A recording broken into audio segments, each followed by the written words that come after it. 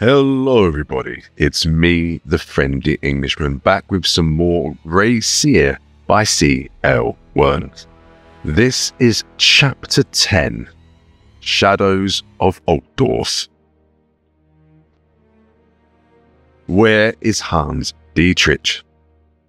The question was punctuated by a sharp scream, a blood-curdling sound that raised the rafters of the Crown and two chairmen.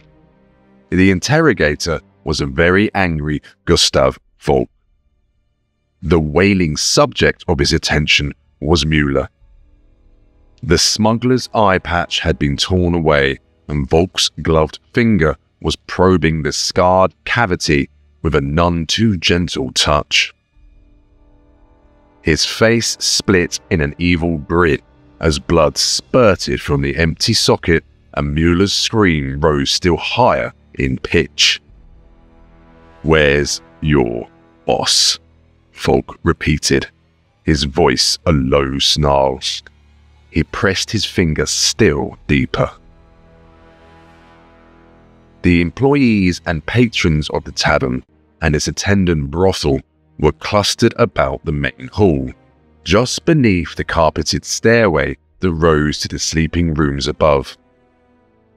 The mobsman had scoured the entire building of occupants, herding them into a single mass of anxiety and fear at the base of the stairs. Several of Volk's men, steel-barreled handguns at the ready, kept even the most frantic from making a break for it. The gory spectacle of what happened to the few who refused to accept an invitation to Volk's gathering kept the hotheads from getting any bold ideas. No man wanted to risk his life showing off for an audience of barflies and doxies. I don't know," Müller shrieked, another spurt of red bursting from the socket. Blood dripped from Volk's leather tunic. "Wrong answer," growled Volk, pressing still harder and dragging more screams from the smuggler. "He's telling the truth," a shrill voice shouted at the racketeer. Volk turned his head slowly, his finger still deep in Müller's empty eye socket. The mob leader glanced across the frightened mass of prisoners, then glared at the nearest of his henchmen. "Which horse spoke?" he asked the thug. The brutish thug snarled an answer, then shoved his way into the crowd, pulling Argula from the cluster of cowering harlots. He pushed the woman forwards, spilling her at the feet of his boss. Still maintaining his grip on Müller's face, Volk glared down at the woman. "All right, bitch. You say he doesn't know. Then I'll go ahead and believe you." Volk stabbed his finger savagely into Müller's socket, then yanked his hand away. The maimed, shrinking man collapsed into a trembling heap on the floor, blood pouring from his mined face. While Argula was still gawking in horror at the savage spectacle, Volk's bloody fingers coiled in her hair and pulled her from the floor. "Start talking, or I start cutting," the racketeer warned, drawing his dagger. His smile became a sneer as he stared into her eyes. "I won't start with your face, whore. I'll start with the bits the lads are paying for first." Argula cast a desperate look at the crowd of patrons, employees and friends, imploring any of them for help. The only one with nerve enough to meet her eye was Gustav Schlecht, the sometime house surgeon. The piggish man didn't have the same helpless look as the others, but rather had the leering smile of a sadistic child watching an older sibling pull wings off a fly. His lack of empathy sent even more fear pounding through her heart. No one would help her, and given half a chance, grinning Gustav might just join in. "He was here," Argula groaned while Volk continued to wrap the woman's hair ever tighter in his fingers, forcing her ever higher onto her toes to stop the pain. "That one," she said, pointing to Mueller's moaning body. "And the man you killed upstairs brought him. But someone else came and moved him elsewhere later." "You see, Herr Volk, I told you true." The words came from the apothecary Sergei Kowalski, his speech partially muffled by the bloody rag he pressed against the corner of his mouth. "Shut your face, quack," growled Volk, without looking at Sergei. "Or maybe you'd like to choke on some more teeth." Sergei shook his head, recoiling from the brutal racketeer. The apothecary had thought to turn a quick coin by informing Volk's gang of the hideout of Dietrich and his smugglers. Instead, he was quickly realizing he would be very lucky to walk away from the fiasco with his life. If Volk's men hadn't found Mueller and Wilhelm, Sergei knew he would already be dead. If they failed to find the sickly hands, Volk still might kill him. Gustav Volk's smile was almost reptilian in its merciless inhumanity as he pressed his face into that of Argula, his murderous eyes boring into her own. "Now, Strumpet, who moved that bastard Hans, and where did they take him?" He twisted his hand, forcing her to crook her head at an awkward angle, the better to watch Volk's dagger slide slowly down her body, slicing a little ribbon of lace from her bodice and dress as it worked its way down her side. "Talk or scream. I'll find out, and nobody's going to stop me." A sudden chill swept through the tavern, bringing shivers to racketeers and prisoners alike. Beads of frost formed upon the bottles behind the bar. Wood creaked as the air about it became icy. The darkness of the hall seemed to grow steadily thicker, every shadow attaining a sinister aura of lurking menace. "Keep a watch on those prisoners," Volk snapped. Like his men, he was turning about watching the eerie, supernatural display unfolding all around them. The racketeer pulled Argula close to him, wrapping his arm across her generous chest, using the madam as a living shield against whatever unseen danger had descended upon the crown and two chairmen. Suddenly, one of Volk's thugs cried out, followed quickly by a second. Both men fell, their heads split by what looked like knives of solid shadow. Before the horrified gaze of the other modsmen, the arcane blade began to wither, seeping into the wounds they had dealt even as blood dribbled out. "Over there!" roared a black-toothed rogue, pointing at the stairway and firing his gun. The shot rushed past a grim apparition cloaked in grey robes, the bullet shattering against the ceiling. Every eye turned to the landing, drawn to the mysterious figure. Gleaming eyes, their colourless depths swirling like the cloudy heart of a tempest, impressed themselves upon all who looked upon the wizard, however far away. Cruel judgment, merciless justice, these were the threat carried in those eyes. A promise of death to all who defied the iron will dwelling behind their steely gaze. "Kill him!"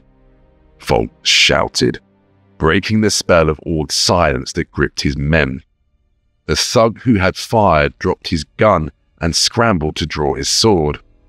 Two other rogues joined him on the stairs, firing their own guns before resorting to their blades. Like the first, the other marksmen failed to strike their target, the ghostly shape seeming to bend and distort around their speeding bullets. Two more missiles smashed harmlessly into the ceiling above the top of the stairs. A mocking hiss rose from shrouded lips, and the cloaked shape became indistinct as the shadows on the stairway seemed to rush in and converge upon the wizard, wrapping and blurring his form in a mantle of darkness. The thugs on the steps trembled, their vicious courage wilting before the fearsome display of arcane power. "It's just a conjurer's trick," roared Volk, making no move to join his men or abandon his living shield. "Kill him!" The encouragement of their brutal boss sent steel back into the spines of the thugs. They forced defiant snarls onto their pale faces, glaring at the inky cloud of blackness that now filled the top of the stairway. One of the racketeers began to climb the steps, his fingers white around the grip of his sword. No sooner had the villain taken his third step than the shadowy mass was billowing down the stairs, rushing towards him like some malevolent fog. The thug cried out, slashing his sword through the formless wall of night. An instant later, and the man was enveloped by the shadows. Instant after that, and his body was crashing through the wooden balustrade. The thug was already dead when he hit the floor, his neck sliced open, and a look of abject terror frozen upon his cold, dead features. The dead man's comrades on the stairs had no chance to recover from the shock of their fellow's swift destruction. Before they could either move forwards or back, the wizard's concealing darkness swept down, enveloping them as completely as the first racketeer. Briefly, the sounds of swords clashing carried itself from the blackness. A loathsome gurgle, a piteous groan, and all was silence again. One of the thugs emerged from the black fog. He swayed on the stairs for a moment, then toppled and fell, his body rolling brokenly down the steps. As though struck by a sudden gale, the shadowy mantle was swept aside, streamers of darkness writhing and twisting as they slivered back into the shadows. The grey-cloaked magister stood revealed once more, a bloody sword in his hand, the dead body of a racketeer crumpled at his feet. From either side of his hawk-like nose, the wizard's fiery eyes cast judgment upon the men below. Such cringing valor as remained among Volk's crew withered beneath the renewed attention of that merciless gaze. With a cry of fear, the last two racketeers threw down their guns, ran towards the door. The wizard did not move, merely raised one of his darkened hands. Slivers of shadow emptied from the oily skin of darkness that coated his fingers, flashing across the hall to strike down the fleeing mobsman. The thugs tottered and fell as the wizard's sorcerous knives slashed through their backs. There was no honor among thieves, and no chivalry to be shown to murderers. Gustav Volk's body shivered. The first time the mob leader had known abject terror since becoming old enough to call himself a man. His eyes roved the hall, hunting for some avenue of escape, some place of refuge. Argula moaned in his twisting grip. A rat-like smile spread across Volk's lips. He pulled the woman to the tips of her toes, using her shapely figure to completely cover himself from the silent figure standing upon the stairs. He pressed his dagger to her throat, bringing a tiny bead of blood running down the steel. "Stay back, warlock," Volk shouted, his voice filled more with panic than menace. "One step closer, and I'll gut this whore like a pig." The cloaked wizard remained unmoving upon the stairs, his eyes still trained upon the mob leader. Volk's face formed into a twisted grin. He began to back slowly across the hall, dragging Argula with him. Volk's slow retreat ended in a cold, icy pain that shivered through his back and belly. The racketeer's dagger fell from his numbed hand, all the strength and vitality withering in his veins. Argula slipped from his slackened grip, shivering as she recoiled from the thug. Volk stared in disbelief at a sluggish crimson stain slowly spreading across his tunic, his incredulous gaze returning to the still unmoving figure on the stairs. The illusion gradually faded as the real wizard stepped around from behind the stricken racketeer, the tip of his sword wet with Volk's blood. The pitiless eyes of the Magister bored into those of Gustav Volk as his dying frame crumpled to its knees. "Will you sit before more? Tell him others are coming," the wizard hissed to the expiring mobsman. A gasped gurgle rose from Volk's throat. Then the racketeer slumped onto the floor. The wizard turned from the last of the racketeers, turning his steely gaze across those who had been Volk's prisoners.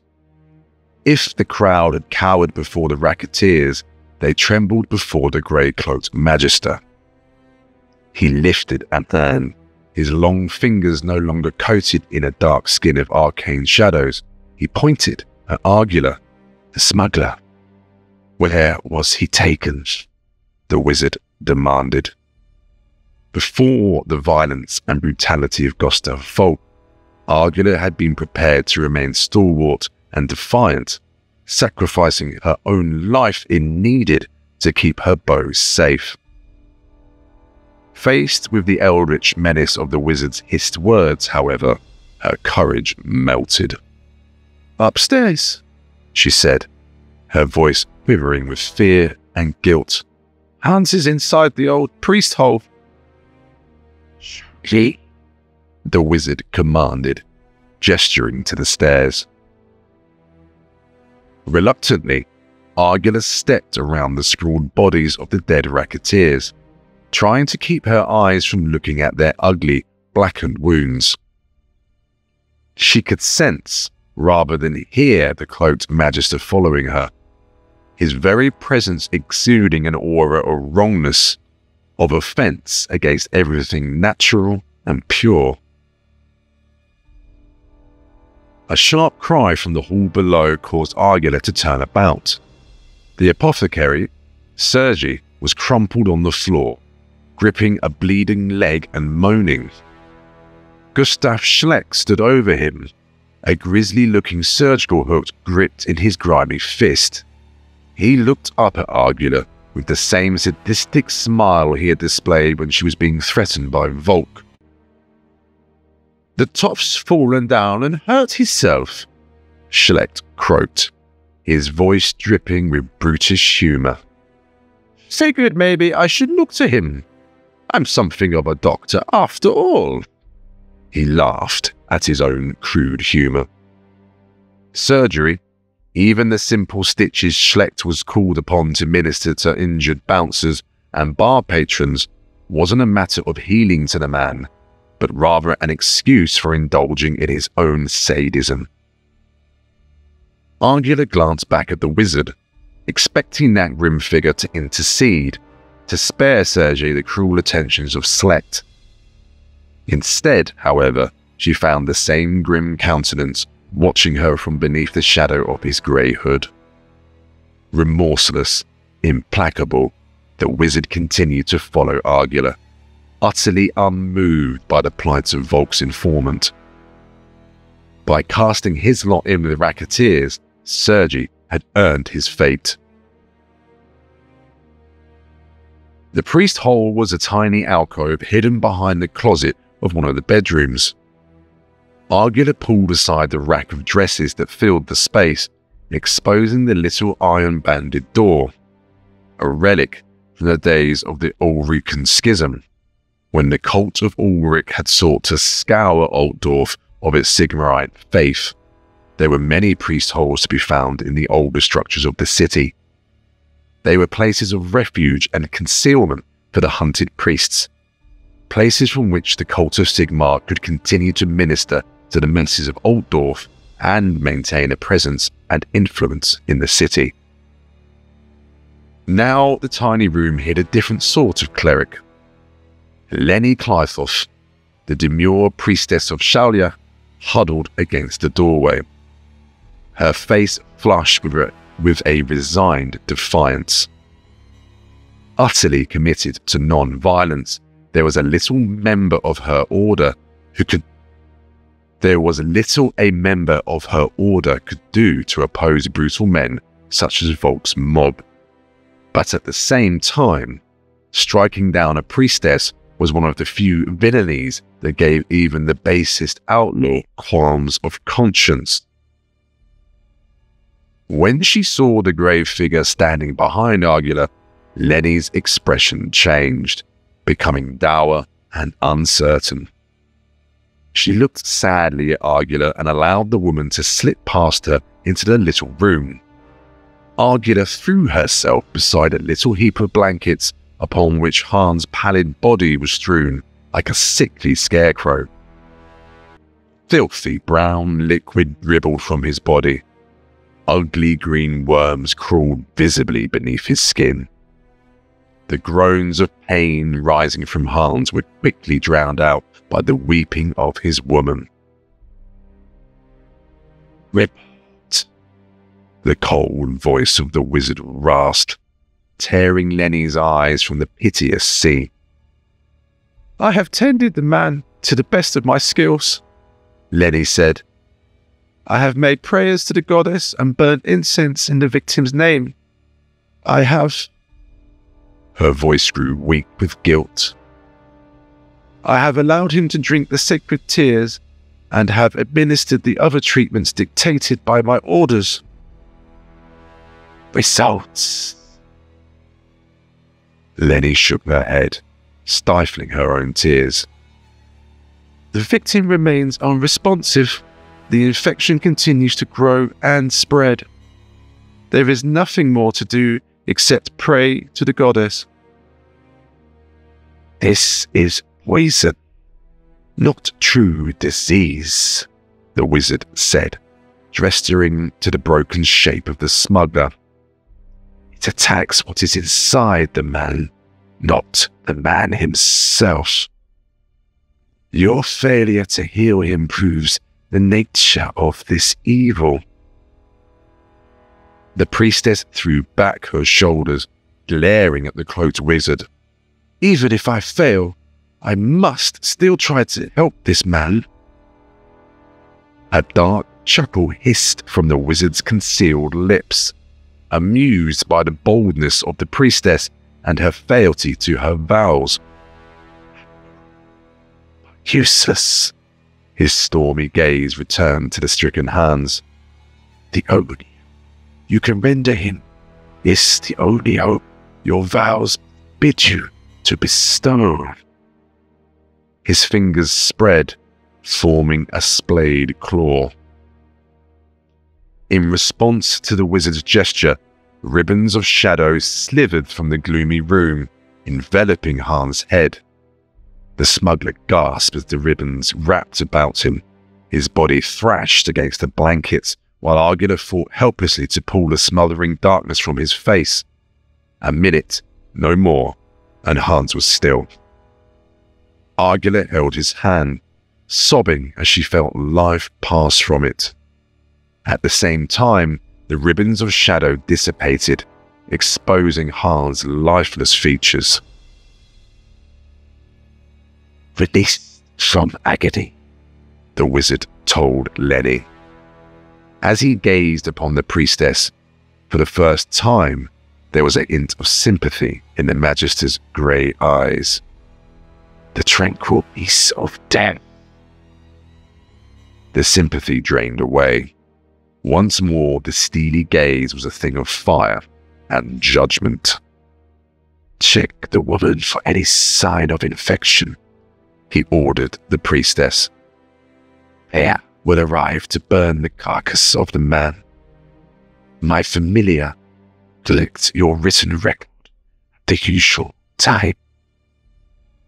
"I obey," Lenny said, her tone subservient, laced with equal measures of respect and fear.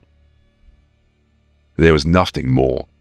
Like a patch of lingering night burned away by the dawn, the wizard's body faded away, leaving only the empty doorway and the narrow walls of the closet.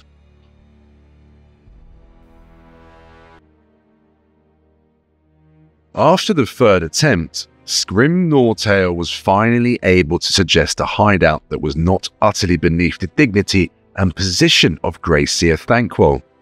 The Skaven priest-sorcerer's new lair was an old townhouse on outdoors prosperous Reichhof Praxstrasse. The structure had sat alone and abandoned for years, shunned by the humans who dwelt around it. Ugly rumors had circulated about Contessa Eleonora Daria di Argentiso, the last tenant of the townhouse. Stories of vampirism and even more unspeakable acts of evil. Thanquol cared for the superstitious fright of humans only so far as it lent itself to his own purposes. If stories of vampires and ghosts kept the foolish humans from intruding upon his solitude, so much the better. He had enough flesh and fur enemies to occupy his thoughts without adding phantoms and spectres to his worries. The Grey Seer prowled through the dusty halls of the townhouse, dead leaves crunching under his feet. He wrinkled his nose as he nearly stepped into the wispy net of an immense cobweb stretching across the hallway. Angrily, he swatted the obstruction down with the head of his staff and smashed a fat-bellied spider beneath its iron-capped butt. The incident in the maze of merciless penance had left Thanquol in no mood to abide the presence of insects, arachnids, and all their crawling kind. If he had the underlings to spare, he would have the townhouse scoured from attic to cellar and all its creeping denizens exterminated. Unfortunately, Thanquol didn't have the minions to spare. Barely 24 of them had escaped the ambush laid by Scratch Scarpaw and the treacherous clan lords of Under Altdorf. Most of the survivors were Scrim's slippery sneaks and Viscit Burnfang's warlock engineers. It was just as well. They were the most useful to him, far more valuable under the present circumstances than a battalion of storm vermin. Even their small numbers were preferable. Too many, and they might think to earn their way back into the graces of Under Altdorf by betraying Thanquol to their old masters. Fortunately, he judged their numbers too insignificant to dare any mischief against a sorcerer of his maleficent might. Even if they were, there was Bone Ripper to consider. Since escaping from the sewers, Thanquol had been careful to keep his clever, cunning bodyguard as close to him as possible. It was a situation that had played havoc with the townhouse's doorways and ceilings, but the humans had abandoned the dwelling anyway. More important than Scrim's paranoia about leaving evidence of their brief occupancy was keeping Bone Ripper where the rat ochre could savage his master's enemies before they could endanger Thanquol's valuable hide. There had been a few others who had escaped the sewers with the clan school sneaks and the clan scryer warlock engineers.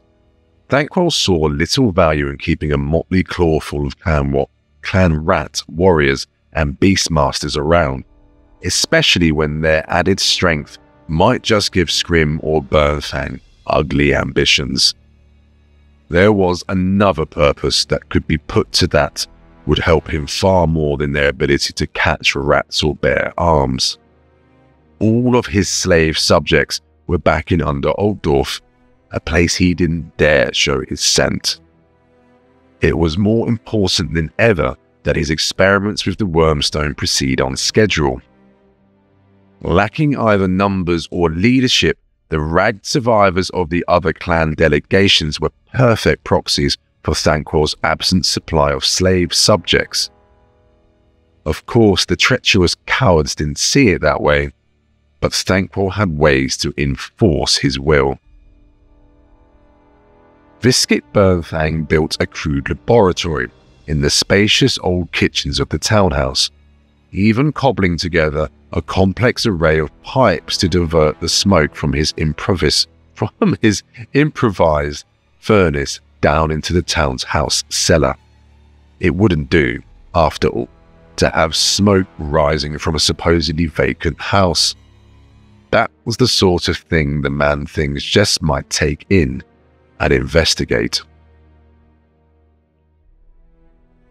Bernfing attacked the experiments with his usual scheming and eye for sinister innovation.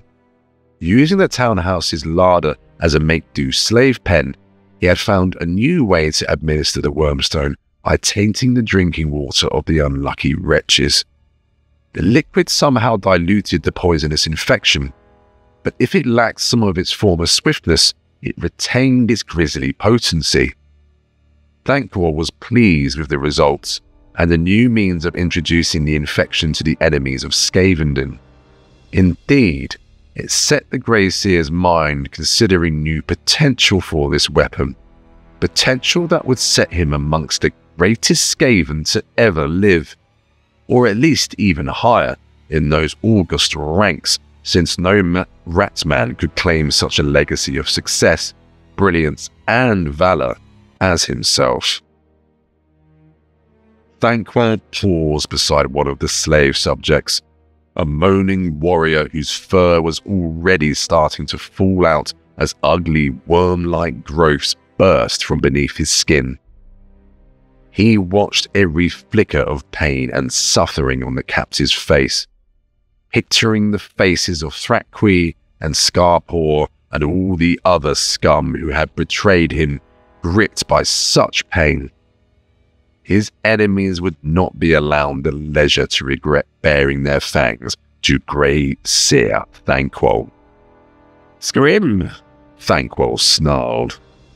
The little clan spy came creeping into the kitchen, his feet slipping on the smooth marble tiles. His head bobbed up and down in frightened subservience to his tyrannical master. "Get your best sniffers. Somewhere in this filthy human warren, there will be a place of records. The man-things do nothing without writing it down. I want to know where they take their water from." "Their water?"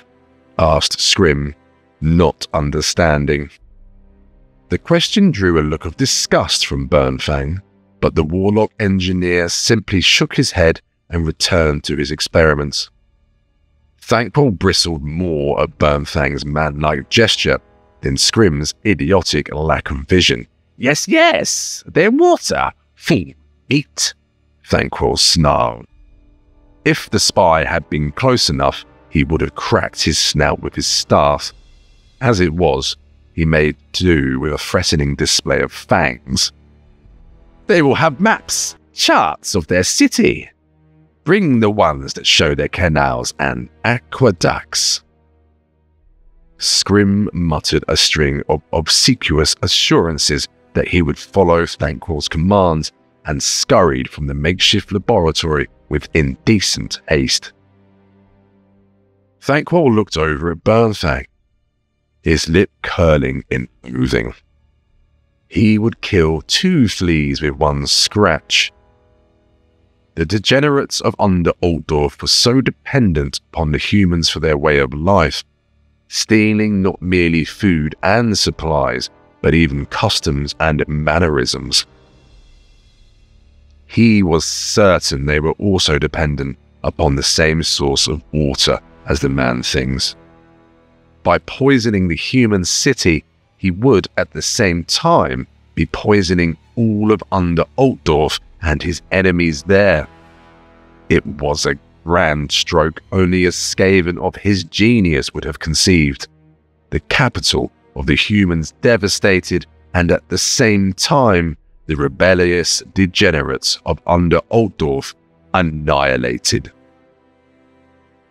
Besides, Thanquol thought, if the Lord of Decay did complain, he could always shift the blame to Scrim Nortail for bringing him incomplete maps.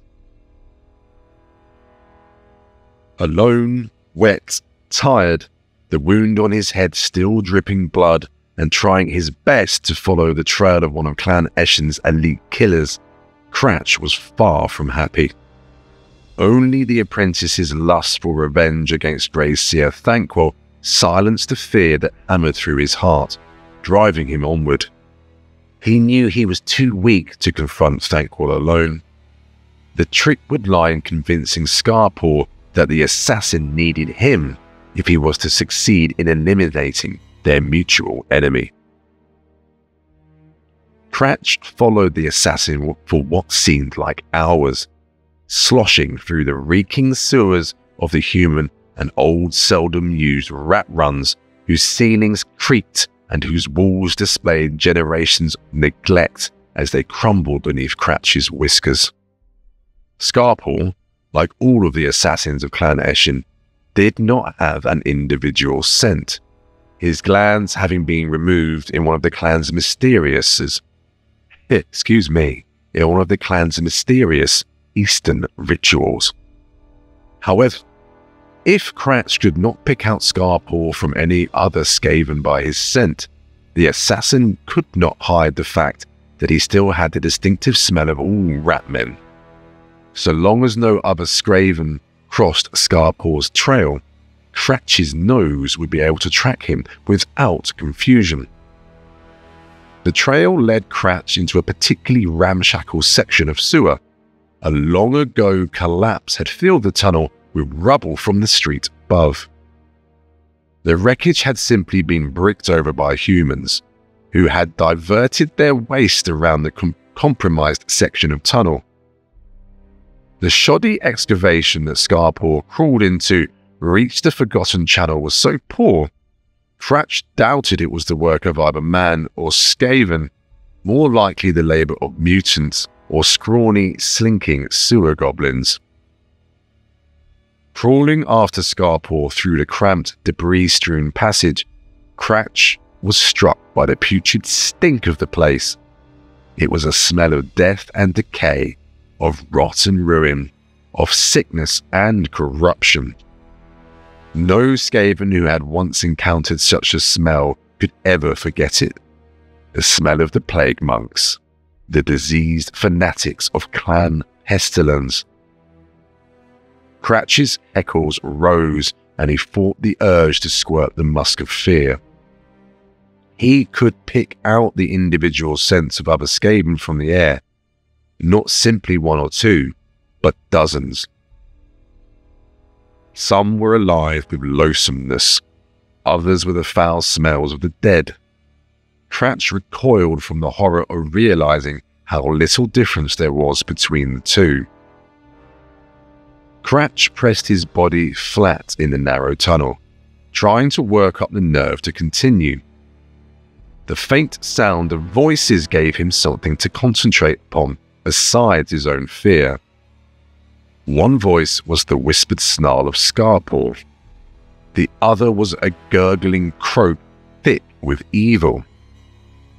The adept strained to make out words, but the distance was too great.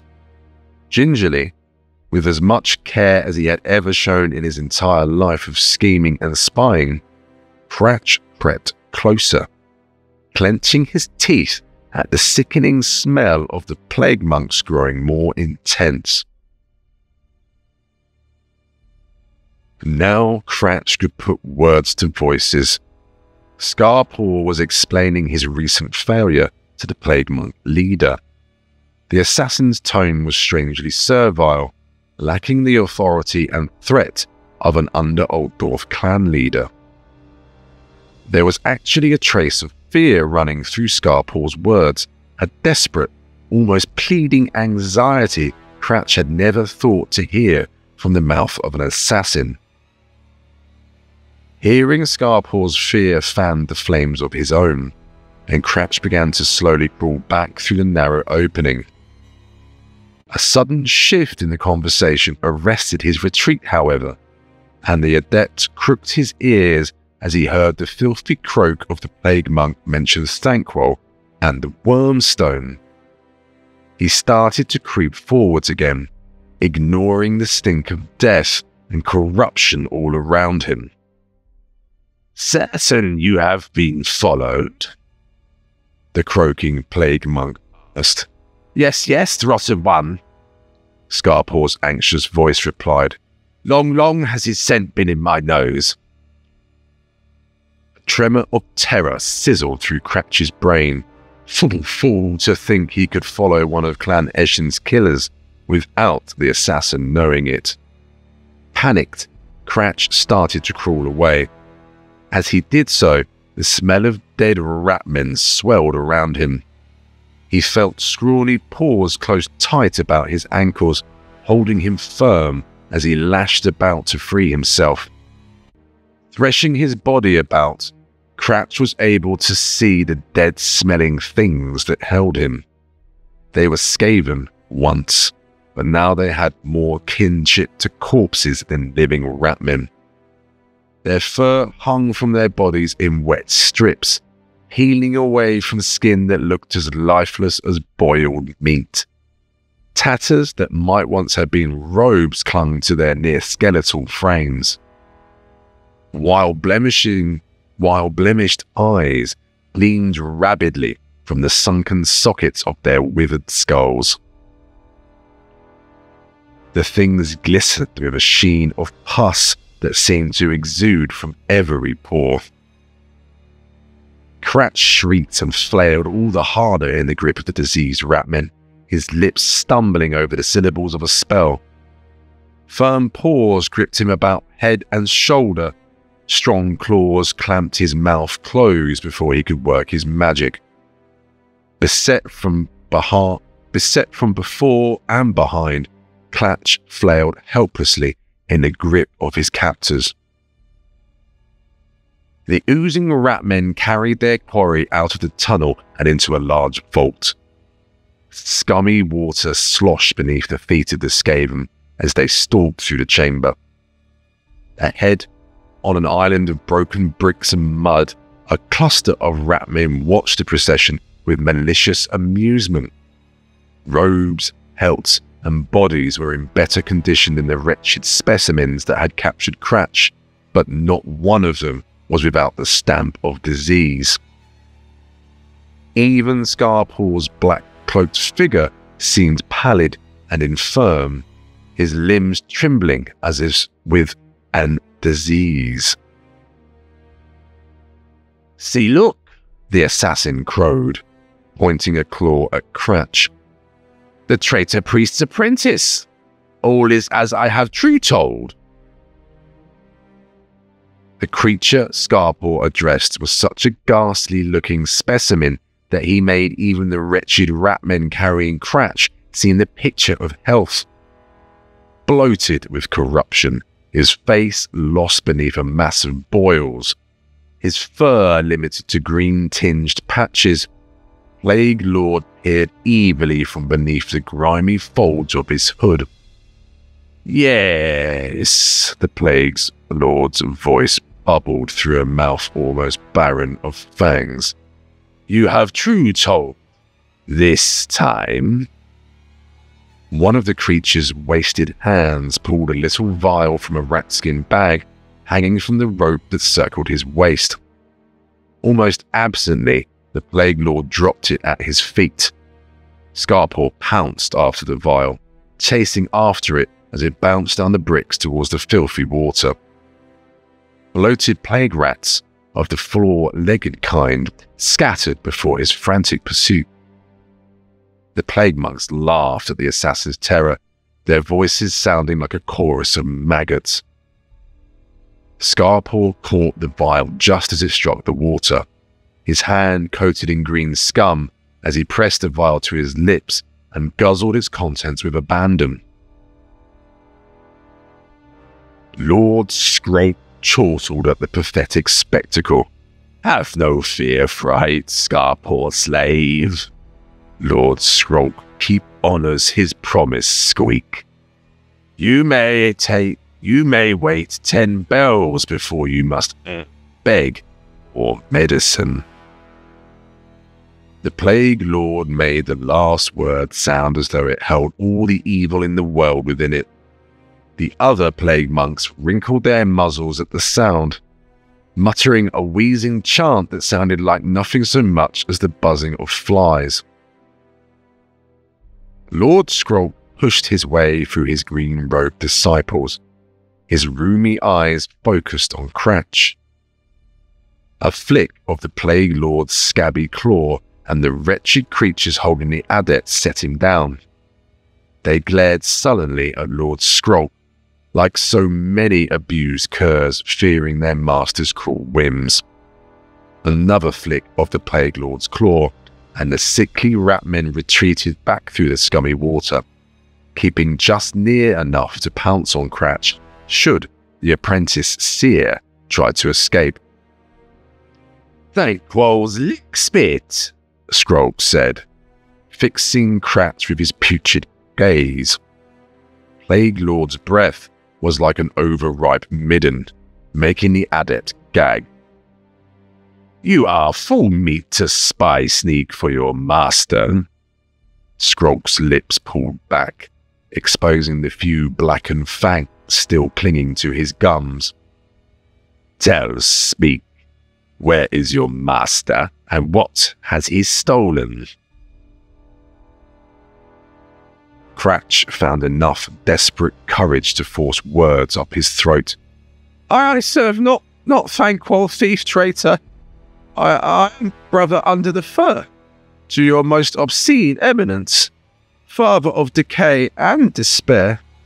Death to the traitor meat, death for Thankwell." For emphasis, Cratch spat after pronouncing the name of his old mentor. Lord Skroak simply stared at the snivelling apprentice, the snarl never leaving his diseased face. "I, Clan Pestilence, desires the Wormstone," Skroak growled.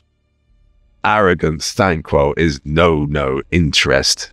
Your revenge is no interest." Skroak waved his paw. One of the plague monks drew a rusty dagger from beneath his robes and started to descend the slope of the island. Cratch dropped to his knees, quivering in the cold filth of the flooded vault. "Mercy pity, great doom breeder, sire of 1,000 poxes."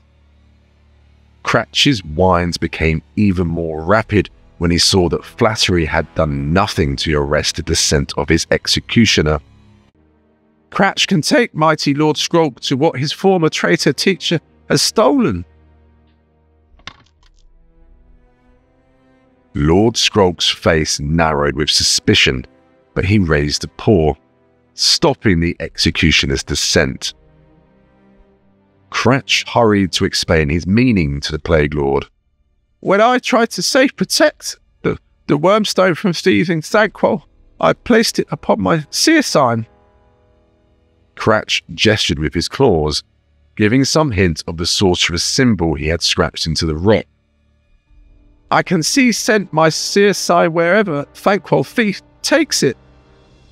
The adept tapped the side of his head, indicating that his sense of the magical mark was something he sensed in his mind, rather than a thing some Skaven with better eyes or nose could help to find. Skroak's snarl lessened by a fraction. He waved his scabby claw, and the sickly rat men came swarming forwards, seizing Cratch. Savagely, they tore at him, ripping away his grey robes and leaving him naked and shivering before the island of plague monks. Skroak waved his paw again, and 3 plague monks climbed down the mass of bricks and mud, carrying with them the body of a 4th. Callously, they stripped the diseased carcass of his tattered green robe and threw it to Cratch. Instinctively, the adept caught the flung garment. He stifled the impulse to cast it aside, trying not to look too closely at it, or pay attention to the way the flea-ridden cloth seemed to creep beneath his fingers. "Brother under the fur," Skrulk laughed. "Now you are brother true. Reject false words of seers, and embrace true face of the Horde One. Bring Skrulk to the Wormstone, and you will be Plague Priest. Betray." The word was nothing but a bestial snarl at the back of Skrulk's throat, and you become Pussbag. Cratch followed Skrulk's extended finger, cringing when he saw that the Plague Lord was pointing at the rotting pseudo-dead things that had captured him. Hurriedly, Cratch started to don the filthy green robe, trying to give an impression of enthusiasm. Scarpaw crept forward as the adept was dressing himself. "Thankwall will not give up the Wormstone without a fight. His magic is powerful, strong, and his rat ogre is worth any 50 of your plague monks." Lord Skrulk glared at the assassin. "I will deal with the Seer's corrupt sorcery," his bubbling voice declared. Again, the Plague Lord made a gesture with his scabby paw. This time it was not the ratmen on the island who reacted to his command, but another group of plague monks gathered at a brick-lined archway across from the little tunnel Cratch had crawled through. At his gesture, the ratmen began pulling on heavy bronze chains, fighting to pull something into the dim light of the vault. Cratch froze and turned his head as he heard something huge sloshing through the water of a flooded sewer and into the vault. Scarpaw drew his wicked sword and dropped into a crouch of tense muscles and pounding heart. Skrulk simply grinned his black-toothed smile. "Pox and Nox will deal with Bone Ripper."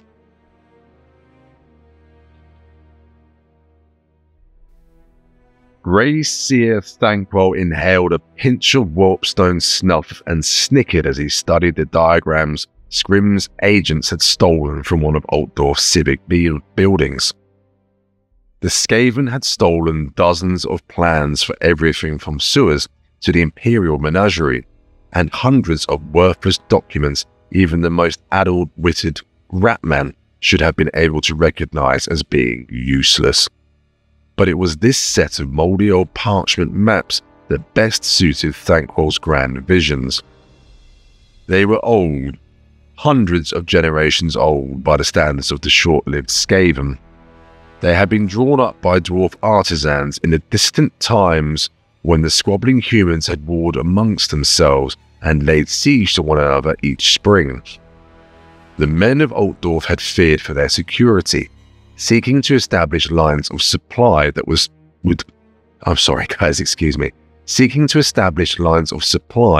would withstand any attacker, no matter how large his army. The dwarf diagrams represented a solution to the city's most pressing concern: a reliable supply of water independent of the River Reich. The burrowing bear things had found an underground lake beneath the oldest part of the human city. Through a clever network of subterranean channels and pipes, the dwarfs had made the lake into a reservoir that could supply the entire city for an indefinite period. Fed by still deeper streams and rivers, the lake was almost bottomless. It was also, Scrim reluctantly confirms, the main source of fresh water for the Skaven city of Under Altdorf as well. Thankwell lashed his tail in amusement and rolled up the diagrams, stuffing them to his belt. the reservoir would be the perfect place to strike. In one fell swoop, he would poison the largest human settlement in the Empire and destroy the treacherous heretics of Under Altdorf. Even the Lords of Decay would be forced to bow before the genius of such a masterful stroke. Thanquol rubbed his paws together, imagining the honours and rewards they would heap upon him. The grey Seer rose from the claw-footed chair, some of its decaying velvet clinging to his robes as he stood. Thanquol padded across the dusty wreckage of what had once been the townhouse's study, Bone Ripper's immense bulk plodding at a respectful 3 paces behind him. He wrinkled his nose, sniffing the air, catching the faint odour of wormstone. Following the sounds of activity, he descended to the ground floor of the townhouse, creeping into what would have been the front parlour. The room no longer bore even the echo of its former function. Under Bernfang's frantic direction, it had been transformed into a workshop. Every table in the abandoned townhouse pressed into service to support stone pestles and mortars. The Warlock engineer's minions worked at a frenzied pace, their snouts lost behind masks of rat guts and leather, their hands covered in what looked like oversized mittens. The workers laboured at their pestles, grinding slivers of wormstone down into a fine grit of poison. The grit, in turn, was poured into wine bottles looted from the cellar of the townhouse. Fabulously rare and priceless vintages had been callously spilled across the floor as the ratmen emptied their bottles in preparation for receiving far more sinister content. Thanquol grinned as he watched his underlings work. Soon they would pulverize the last of the wormstone.